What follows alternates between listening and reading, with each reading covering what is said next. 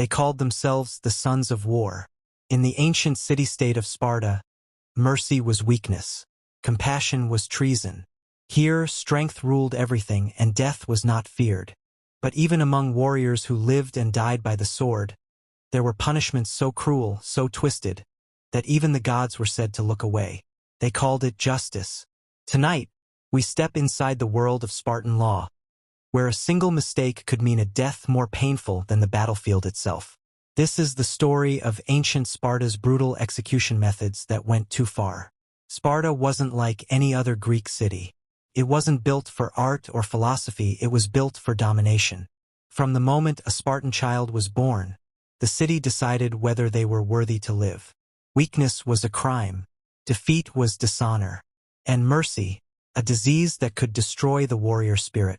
If a newborn was found frail or sickly, elders would carry the baby to the edge of Mount Taygetus and drop it into the abyss. They called it exposure. To them, it wasn't murder. It was purification. Sparta had no place for weakness, only warriors. The roots of Spartan cruelty can be traced to one man, Lycurgus, the lawgiver. He created a system so harsh, it turned the city into a military machine. Every law served one purpose: to strengthen the state. Lying, stealing, cowardice, desertion. All were crimes punishable not just by death, but by public humiliation and pain. Punishment wasn't meant just to hurt. It was meant to teach, to make others afraid of disobedience. Spartans trained their boys, called the agoge, through pain and terror. They were taught to steal food, to survive in the wild, to kill without hesitation. But if they were caught stealing, the punishment was far worse than hunger. Whipping was the most common punishment in the agoge. Some boys were beaten to death, not because they stole, but because they were caught. The lesson: stealth is strength, mistakes are death. Below the Spartan elite lived the Helots, an enslaved population of conquered Messenians. There were 7 Helots for every Spartan citizen, and that imbalance terrified Sparta. So they ruled by fear. Helots could be executed without trial. If a Helot looked too strong, too proud, or even too happy, he could be killed as an example. Every year, the Spartan government declared war on the Helots. Yes, an official war on their own slaves. That gave Spartans the legal right to slaughter them without punishment.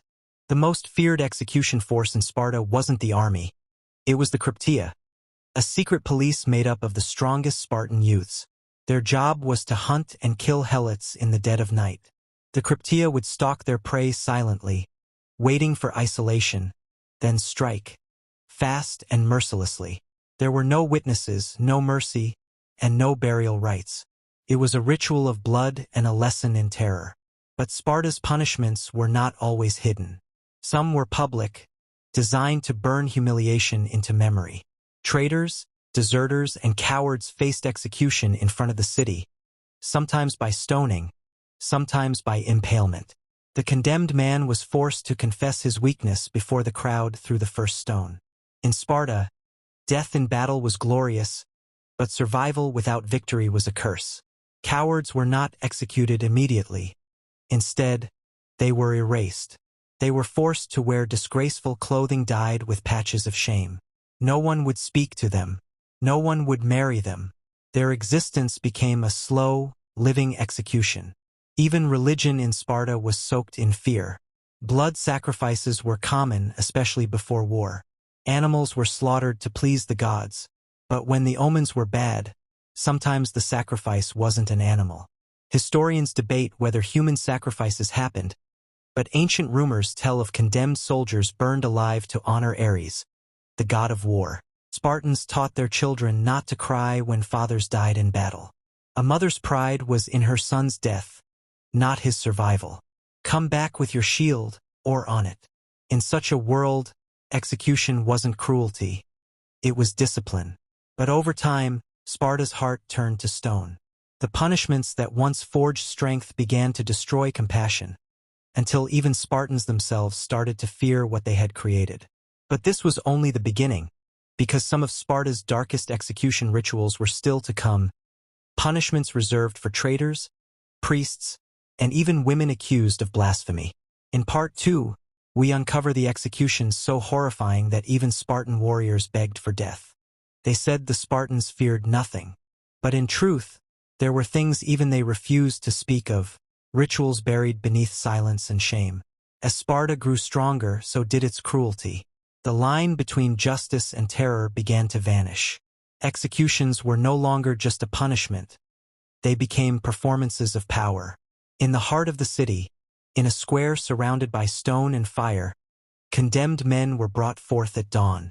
The crowd would gather, citizens, soldiers, mothers, children, all to watch the lesson of obedience unfold. The condemned stood chained to a wooden post, their faces painted with ash, their crimes shouted aloud by the magistrate. Sometimes the crime was theft, sometimes blasphemy, and sometimes simply speaking against the state. Then came the first lash, sharp as thunder. Blood fell to the stones like offerings to Ares. The punishment didn't end with death. It was meant to break the soul before the body gave up. When the man finally collapsed, he was left in the square, unburied. The vultures of Sparta were not only birds, they were men who watched, learning what happens to those who question power. But the most feared death of all was the punishment for treason. To betray Sparta was to betray an entire world. Traitors were stripped of their citizenship, beaten, and dragged through the streets. Some were thrown into the chasm of Mount Taygetus, their screams echoing through the valley. Others were bound to wooden frames, left beneath the sun until the desert wind carved their flesh away. And yet, even that wasn't the worst. There were those who met a slower death, locked inside iron cages, denied water, left to die of thirst while the city watched. Their bodies were later displayed on the walls as warnings. The message was simple. The state is eternal, you are not. The women of Sparta, too, were not spared when accused of defying the gods. In a city where even mothers were warriors, blasphemy was seen as rot spreading through the heart of discipline. Women accused of witchcraft or speaking against the rights of Ares were executed in secret, away from public eyes. Some were buried alive beneath the temple stones, their cries muffled by the earth. Others were drowned in the Eurotas River, their names erased from history. The priests called it purification. The people called it silence. Yet whispers spread that even the gods had turned away from such cruelty. Among the darkest of these stories is one recorded by later chroniclers. A Spartan soldier accused of cowardice during the Battle of Leuctra. Instead of death by the sword, he was forced to stand in the agora wearing a woman's dress and red scarf, the mark of eternal shame. For months, he lived unseen, unspoken to, until one night he walked to the edge of the city and threw himself from the cliffs. To the Spartans, this was justice. To the world beyond, it was madness. But the most terrifying ritual execution belonged to the Cryptia, when their own kind were sometimes turned against each other. Young warriors who failed in secrecy or showed hesitation during their killings were themselves hunted. One by one, they were led to the outskirts under the moon. Their commanders handed them daggers, not for defense but for choice. A final test. Either take your own life like a Spartan or die like a helot. No one knew how many young men vanished into the darkness this way. In the morning, the elders would find their blood mixed with the soil and say, "The gods have taken the unworthy." As centuries passed, Sparta's cruelty began to consume itself. The discipline that once forged strength now birthed fear. Warriors trained to fight for the state began to question what they were fighting for. When the power of Sparta finally began to fade, it wasn't defeated by enemies. It was defeated by the emptiness within. The city that once ruled through fear had created nothing to believe in beyond fear itself. Its execution grounds turned to dust, its laws to legend. The world remembered its strength but forgot its suffering. And yet, if you walk the ruins of Sparta today, some say the wind still carries the whispers of those who died beneath its laws. The cries of mothers who buried their sons on the mountain. The gasps of slaves who fell under the Cryptia's knives. The silence of soldiers who chose death over shame. Sparta's legacy is not just courage or glory. It is a warning. A reminder that when discipline becomes cruelty, and honor turns to fear, even the strongest empires can crumble from within. In the end, the most brutal execution Sparta ever carried out was against its own humanity.